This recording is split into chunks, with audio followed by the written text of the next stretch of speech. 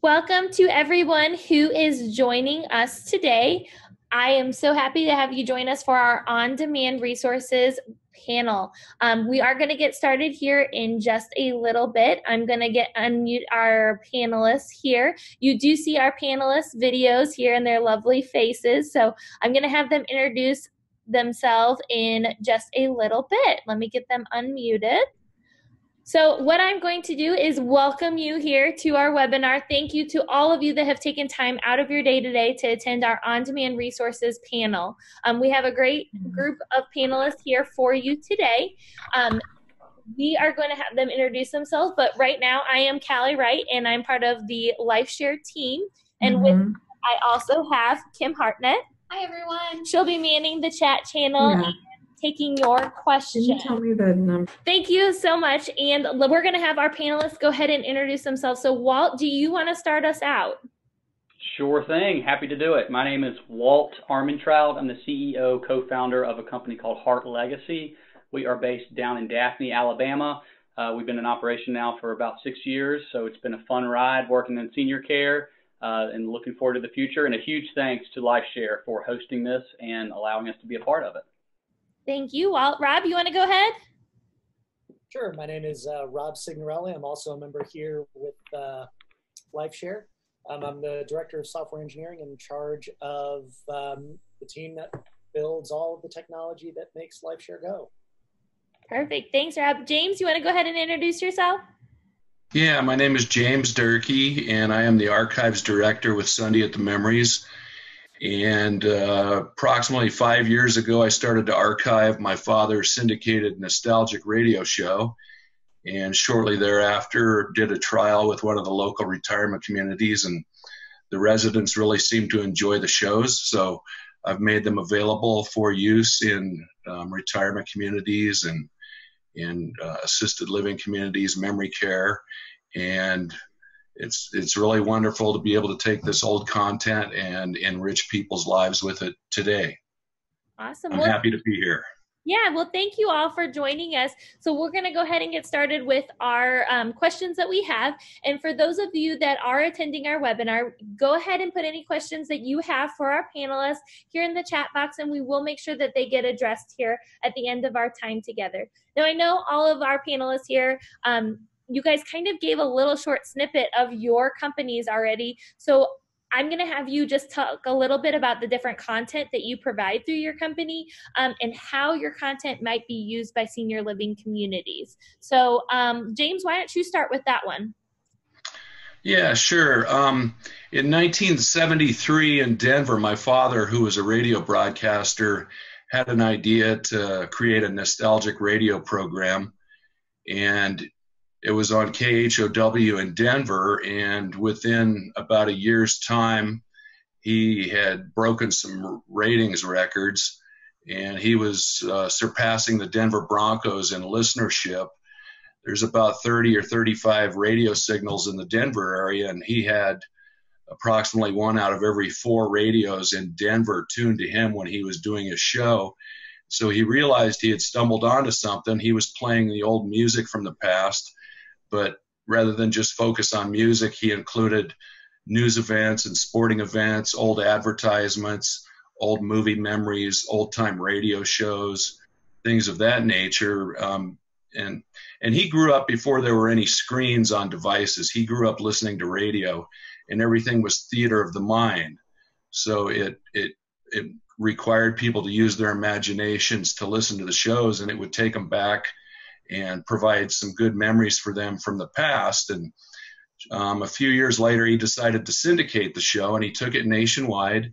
And over 15 years of syndication, he was on nearly 300 different radio stations throughout the United States in 47 different states. And then he retired in the early 90s, and unfortunately, he passed away in the year 2009.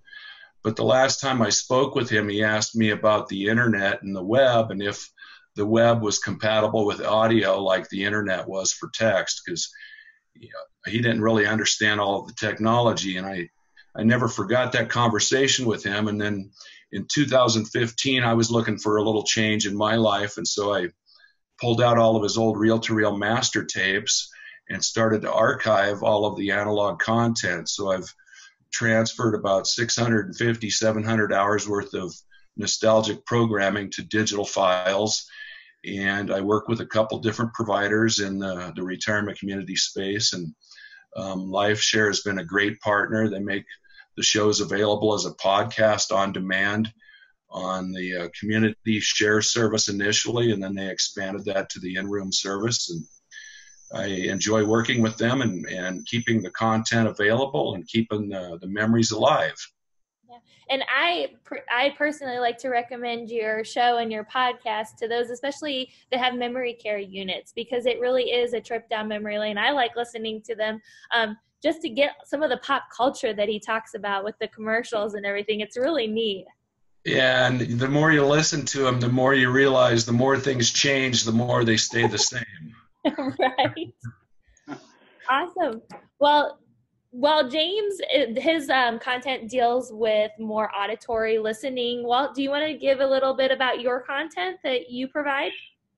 Sure thing. Yeah, and when I started HeartLegacy, it was really based in legacy preservation. It's still a big part of what we do today, and of course, everybody told me as I started this, well, you're going to pivot, you're going to change, you're going to listen to the customer, but I was dead set on legacy preservation. And it really was born out of oncology. I had a very good family friend. He was diagnosed with terminal cancer. He knew he had a limited amount of time. And the diagnosis of that, the timing of that diagnosis was really unfortunate because he had his first grandson on the way. So we started asking ourselves, what can we do to help him pass some things down to his grandson, who he'll never really get to meet?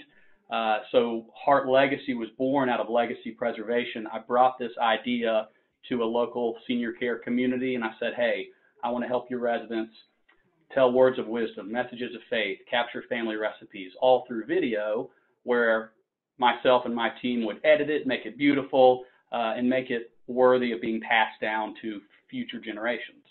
And as we began working with senior care communities in the area, we quickly saw a lot of other needs that could be fulfilled through video.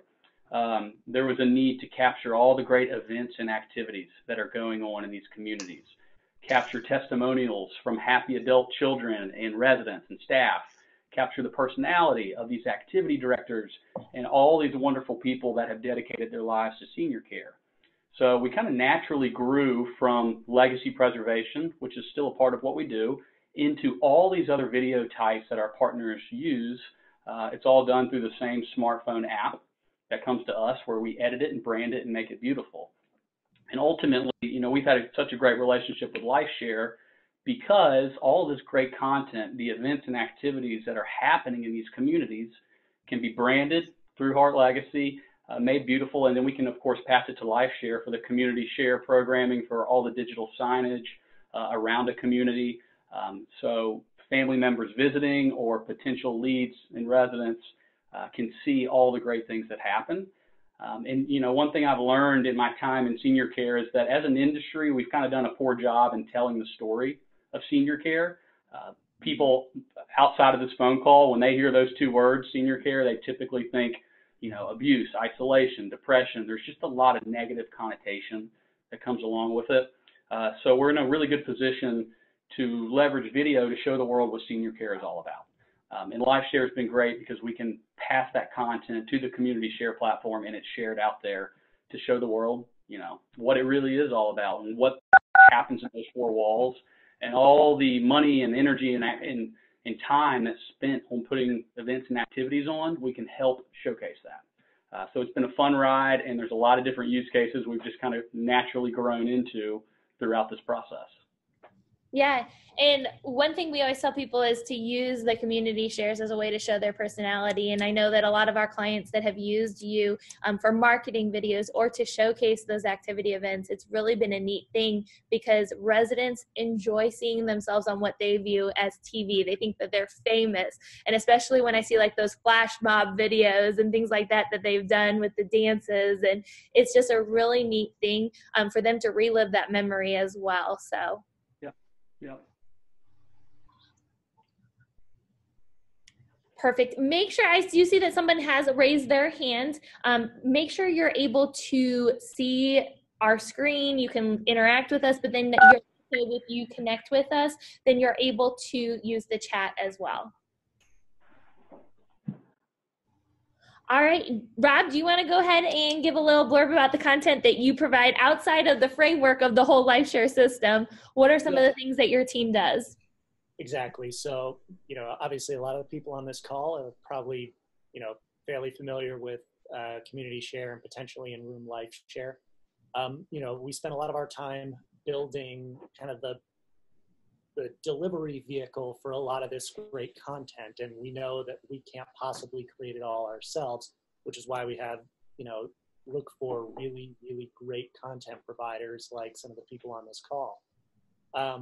We do, however, try to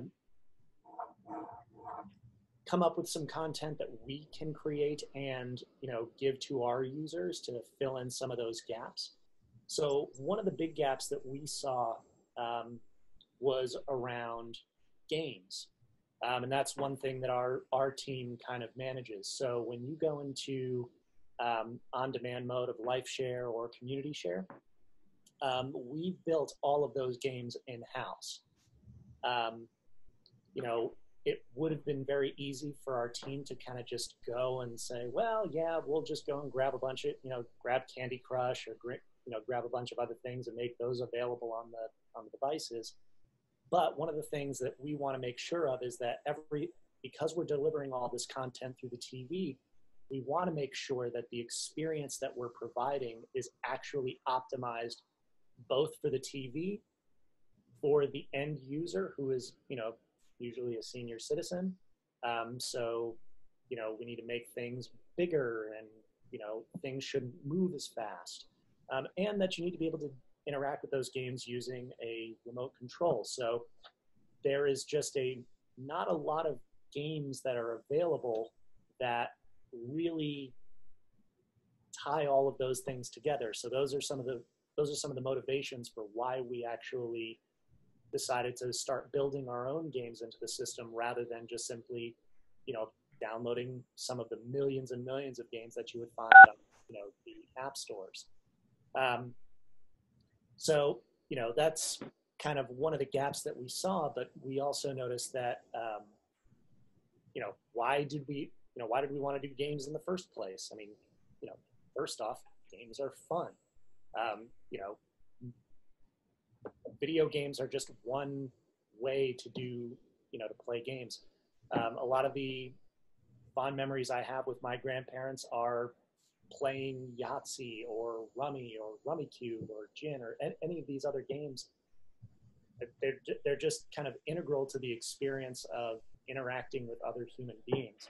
So one of the things that, we see a lot of and encourage and really think is a value for people using this system is when, activity directors and life enrichment directors get a bunch of people around the TV and pull up Name That Croon or one of the other games and actually turns it into something that they can do as a group. And yeah, that's kind of what it is that we do and what we try and provide. So we know that games are fun. We know that games bring people together. They're not just something for people to do in their rooms by themselves. And we want to make sure that the games that we provide are really tailored towards the audience that we're trying to cater to. Right. And a lot of people don't realize that some of the games that we have on there, actually all of them, have cognitive benefits, that they were chosen for a certain reason, not just because they're fun, not just because they bring people together, but they really work on cognitive skills that the seniors are really needing to work on. Is that right? Yeah. And that's absolutely true. So some of the games that we've specifically picked, so games like Chasm and Pack Rat focus on path planning, whereas other games are like Let the Beat Drop are focused on sequencing, and there are some that are just there to be fun, like Solitaire, because it's just kind of a very popular game. But we've spoken to a number of our work towards towards figuring out what are the best cognitive therapies and what are the best ways to try and keep seniors' minds active, to try and do what we can to help, and with neuroplasticity to try and help stave off dementia and Alzheimer's and all those sorts of things. So yeah, it's not just about simply mindlessly sitting there and seeing if you can get a better high score, or, getting to the next level. We do try and make sure that the games that you play are actually feeding, growth and helping, your brain continue to grow and establish new connections and keep that important organ, chugging. Awesome. Well, we just had another one of our panelists join us. Erica, I'm going to have you introduce yourself in a second. I do want to do a quick plug for those of you who are listening in. Please use the chat box to be able to ask any of our panelists any questions that you have. We do want to make sure your questions get answered. So far, we don't have any questions put in that chat box, so make sure you put your questions in there. So, Erica, you want to introduce yourself, give us a little snapshot of your company and how it's used in senior living. Sure. Hi. Sorry I'm late today. My name is Erica Richardson, and I work for CoroHealth, and I'm the VP of Business Development for them. And we are working with outcome-driven therapeutic music programs. So we are a streaming company, and we also provide spiritual support. And we've been in business for a little over 10 years and have seen some amazing things happen. We use partners like LifeShare to make this happen for the elderly, and Alzheimer's dementia care is our primary focus.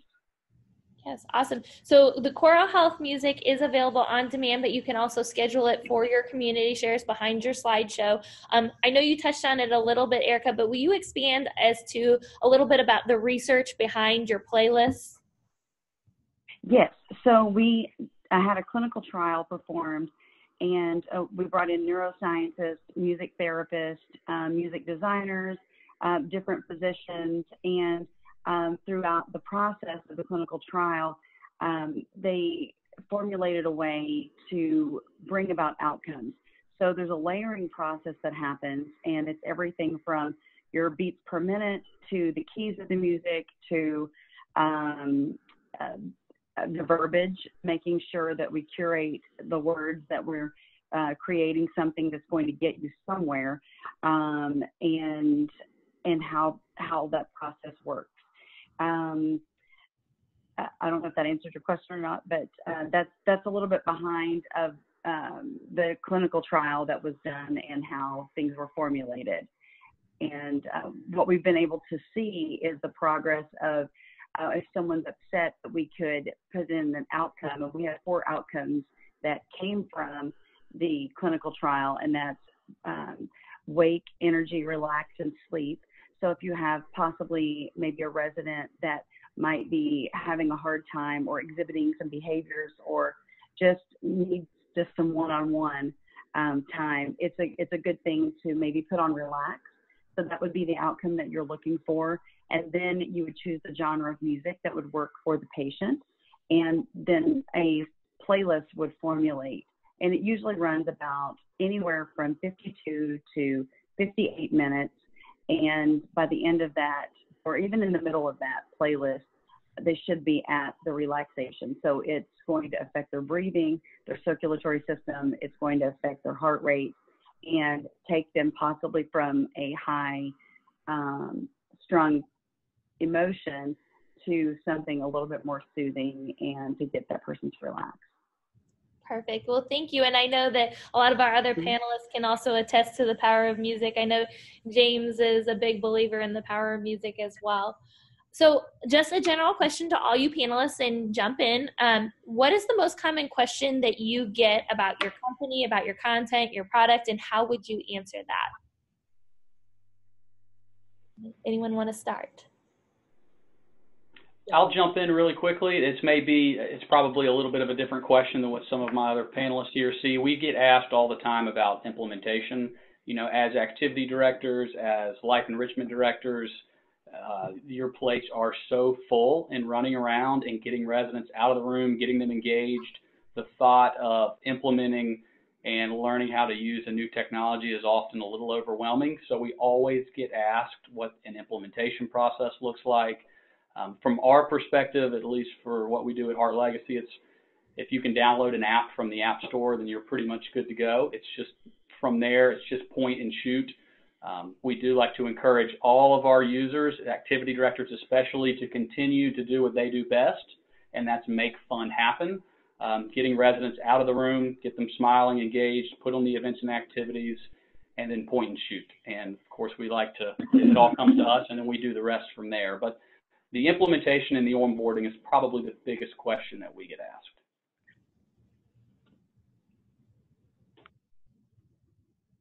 Well, for us, we get asked a lot, like, how in the world did you come up with this, or how did you think about this? And the little bit of the backstory of our company is that our CEO, his mother was a hospice nurse, and when she would visit, she would take out like a stack of CDs and a Discman. Does anybody remember what those are?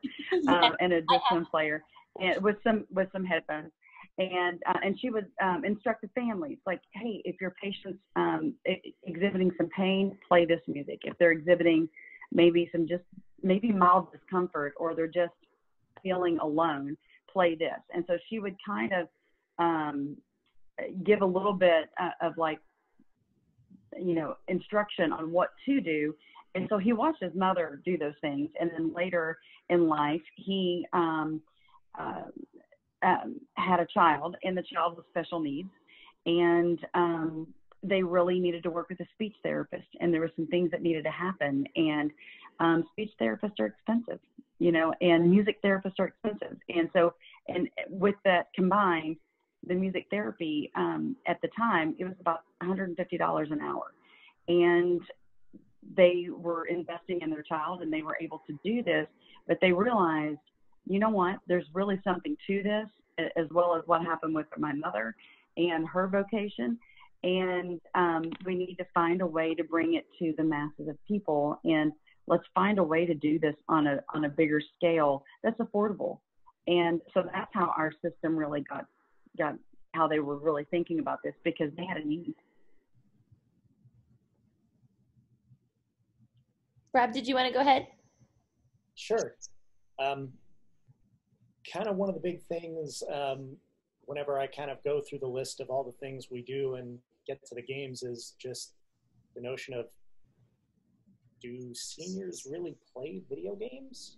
I mean, why bother? I mean, yeah, I know,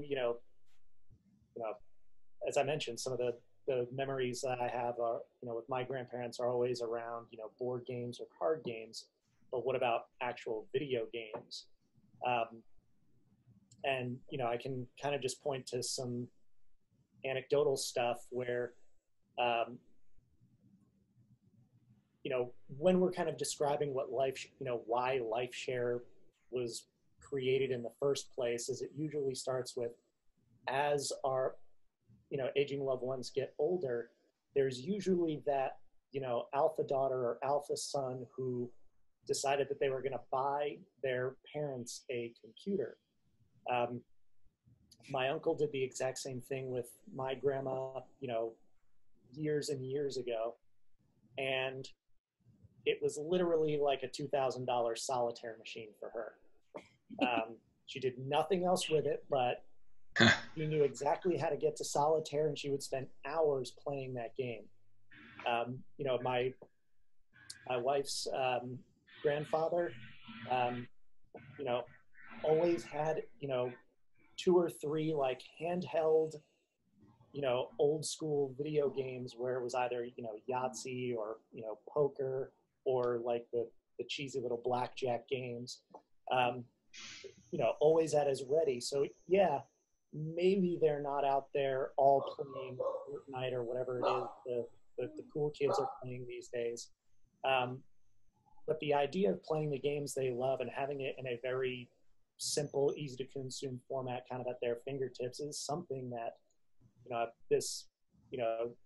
everyone really seems to want. So as far as, do seniors want this? And, all evidence really points to yes. And when we see, the feedback from, activity directors and everybody else who's running these games, I mean, it's absolutely something that they enjoy doing. So we're glad to, to continue to make this type of content.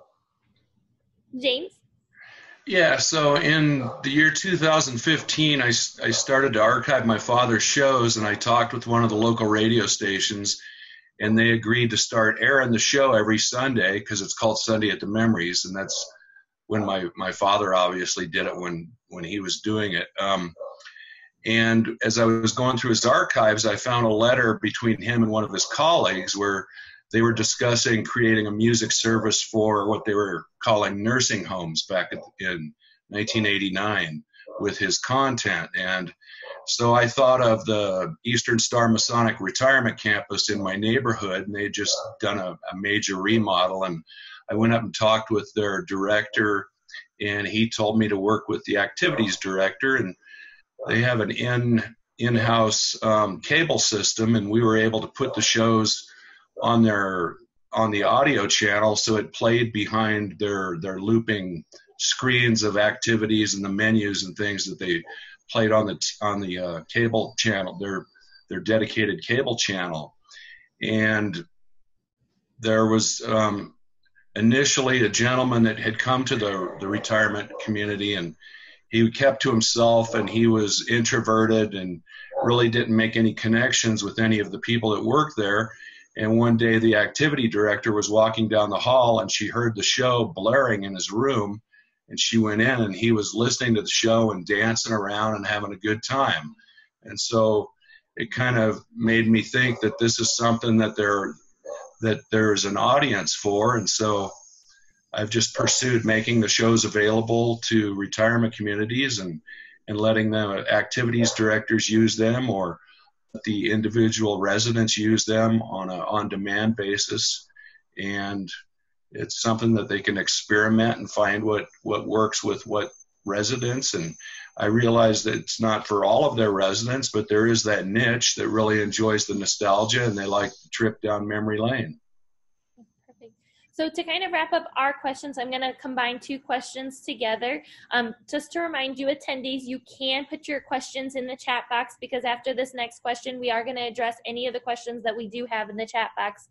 We do want to be cognizant of your time, so we will begin to start to wrap up. So the two questions we're going to put together are, where's the best place to find more information about your company? And then the second question, sub-question is, in the next year or so, do you have anything coming down the pipeline, new features, new updates, or anything that you want people to know about? So, James, do you want to start with that one? Yeah, I can hear the FedEx guy out front, so I might have to drop off here. But we maintain the website sundayatthememories.com, and information about the program there and the service for retirement communities is available there. And we also have a presence on Facebook, Sunday at the Memories on Facebook, where we do daily memories and birthday features, little historical tidbits. And it's all based on nostalgia and taking people back to earlier times in their lives. Perfect. Well, thank you so much. Thank you for having me. Erica, you want to go ahead? Sure. The best way to follow us is on our website. We do have a Facebook page as well, but our website is CoroHealth.com, and our up-and-coming things that we are expanding our content as well as our demographics. So we're realizing that that early onset dementia is happening, and so we've expanded our music products, and we're adding things to it. So look forward to some new things being rolled out from us that you'll see on our player. Awesome. Well, thanks, Erica. Walt, go ahead. You're welcome. Thanks. Sure. A quick note, I love this non-drug therapy theme that's kind of bubbled up throughout all this. And we've been fortunate enough just to see, whether it's residents listening to music or an old radio show or playing a game that kind of gets their mind moving, we've been fortunate to see all the emotion that those types of services elicit. So it's a really powerful thing. We push non-drug therapy to all of our users to practice that and capture it. So I love that this theme kind of came up. But for more information, HeartLegacy.com. Of course, you can email me directly as Walt A. That's WALTA at HeartLegacy.com. And as far as new stuff coming down the pipe, we're really excited. We do have a new product. It actually just came out. It's called Sales Mail. Video is kind of the common denominator among everything we do, but Sales Mail is a way for sales directors to reach out to prospects, leads, family members through branded video. So they can quickly reach out, continue or quickly build a relationship and build trust with a lead so they can ultimately move them into your community a little bit faster. So once we help generate some interest and inquiries through our marketing content, a sales director can use the Sales Mail tool to reach out in a branded way, build trust in a relationship, and move them into the community. So it's a new, very new product for us. We've got a couple CRM integrations that are about to wrap up with that as well. So we're very excited about 2020 and what's to come. Awesome. Rob, you want to go ahead? Sure. As far as, how to keep in touch, listen to anything Callie and her group has to say. As far as a couple of kind of interesting things about where LifeShare is kind of headed next is trying to get all of this great content and all the content that, our end users put into the system themselves, getting that available on more devices. So we're kind of halfway through a pilot phase of an Alexa integration. So we'll be kind of releasing that, into the wild kind of at the beginning of the year. We're kind of in the super early design stages of looking at a dedicated mobile app specifically for seniors. So we've already got something that, is really tailored more towards the family side. And yeah, seniors can kind of use it, but it's not really geared towards them. Whereas now we're looking at a more personalized experience. So, you can experience LifeShare on the TV, or now you can have your app that will tell you exactly what's going on in your communities, as well as, handle push notifications and get all their personalized content right down whatever devices they happen to have. Those are some of the biggies coming up. Awesome. Well, thank you guys all. So I'm taking a look at the group chat for those participants that are here with us. Pop your questions in there.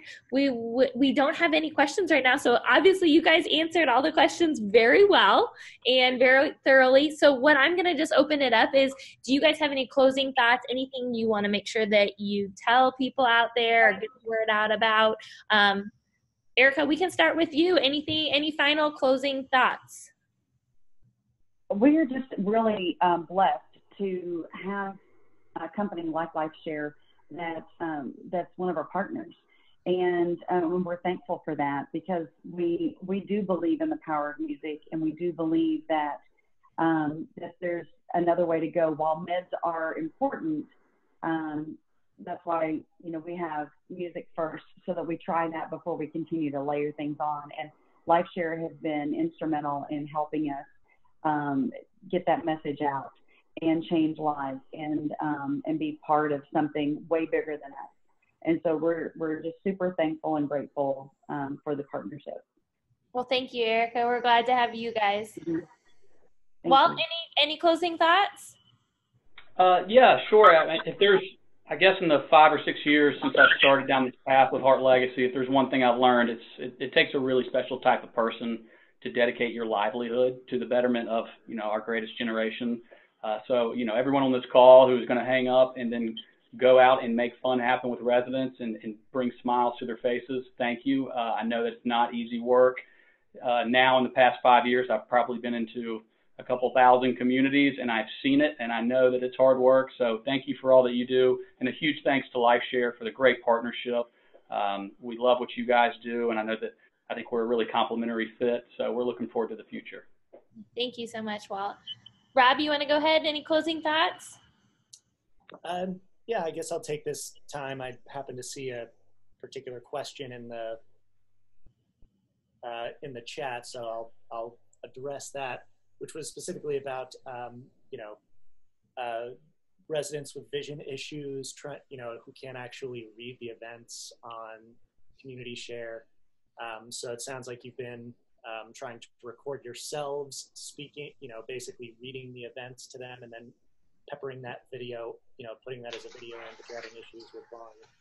The one thing that is an update that we made earlier this year that we kind of snuck in under the radar is the ability to actually have the slideshow auto read the slides for you. So it's an option that if you go into the settings of your community share device, you can actually turn on auto dictation, where an Alexa-like voice will actually just automatically read whatever's on the slides. So it's actually using the exact same like we're using Amazon's speech-to-text technology, so some of the same stuff that powers Alexa powers this feature. So yeah, so it's something you can turn on, and now it just automatically happens. So hopefully, that in addition to solving the volume issue, maybe hopefully this save you a little time, because now you don't have to record yourselves every day. You can spend the time doing something else, that you'd probably rather be doing. Perfect. And I know that Kim sent that specific attendee some additional information, but those of you that are interested in that feature that Rob just described, the auto dictation, like you said, we did kind of sneak it in there. Yeah. It is great. It is a great accessibility feature. Just go ahead and contact us at support@lifesharetech.com, and we'll walk you through how to turn that on, because you can turn it on for specific devices. It doesn't have to be for all the community share devices that you have. So it looks like James stepped away. So thank you again, all you participants, for joining us. It was really great to hear more about your companies and more about the great things that you guys are doing. And I'm really excited about the great things that you guys provide for senior living. Oh, James is back. James, do you want to give us any of your final thoughts here before we sign off? Yeah, I apologize. I had to go sign for FedEx. I just really appreciate having a partner like LifeShare, because I know the technology is difficult for the industry, and they simplify it and make it easy. And I love the part about being able to use the television, which is a common interface that everybody knows how to use. And so I really appreciate them as a partner, and I enjoy keeping the content available through LifeShare, and I'm very grateful for the entire experience. Wonderful, thanks. And for those of you who don't know, follow us on social media at LifeShare Tech. James sends out some video previews for his shows each month, so that's a great way to know what show we've released. We do have an archive of all the different shows available on demand, but each month he releases a new 6-part show, so check that out on social media.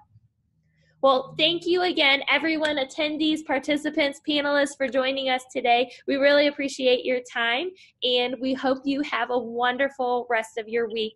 Kim and I are going to hang out for a little bit longer to answer any lingering questions in the chat box. But once again, thank you again for your time. Have a great week. Thank you. Thank you. Thank you. Bye-bye. Bye, guys.